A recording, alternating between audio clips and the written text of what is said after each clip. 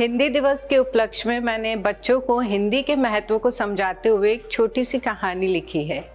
कहानी कुछ इस तरह है। एक विद्यालय में अलग अलग राज्यों से 22 भाषाओं ने दाखिला लिया। सभी भाषाओं को एक कक्षा में भेजा गया। कक्षा में पहुंचकर सभी भाषाएं एक दूसरे से बात करने लगी। उनकी बातों में मज़े की बात ये थी कि वो बात तो कर रहे थे लेकिन कोई किसी को समझ नहीं पा रहा था। तभी कक्षा में अध्यापिका आई। अध्यापिका ने सभी भाषाओं को एक एक करके बुलाया और अपनी पहचान, अपना नाम और अपना परिचय बताने को कहा।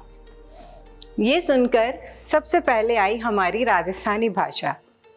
राजस्थानी भाषा ने बड़े ही रोचक तरीके से अपनी पहचान, अपना नाम और अपना परिचय दिया।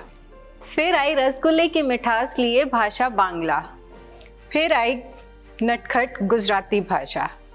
इस तरह एक के बाद एक सभी भाषाएं आती रही और अपनी पहचान बताती रही।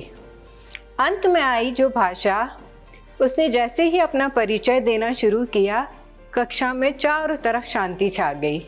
शांति जो पहले भाषाएं थी उस वक्त भी छाई हुई थी और शांति अब भी थी। फर्क सिर्फ इतना था कि तब कोई भाषा को समझ नहीं पा रहा था और अब वो भाषा सभी को बड़ी आसानी से समझ आ रही थी, और वो भाषा थी हमारी भाषा हिंदी। हिंदी अपना परिचय देते हुए कहने लगी, मैं हूँ हिंदी।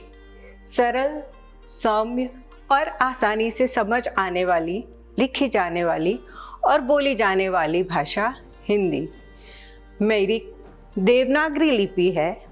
मैं अपने अंदर 52 वर्णों की माला लिए 11 स्वर और 41 व्यंजनों का मिश्रण हूँ। ये बात सुनकर सभी भाषाएं कक्षा में ज़ोर से तालियां बजाने लगी और इस तरह से 14 सितंबर सन 1949 को भाषा हिंदी हमारी राष्ट्रभाषा कहलाई। अंत में बस इतना ही कहूँगी कि बात तब नहीं जब हमारे देश में अंग्रेज़ी शान से बोली जाए। मज़ा तो तब है जब दूसरे देशों में हमारी हिंदी को सम्मान मिले। धन्यवाद। जय हिंद, जय भारत।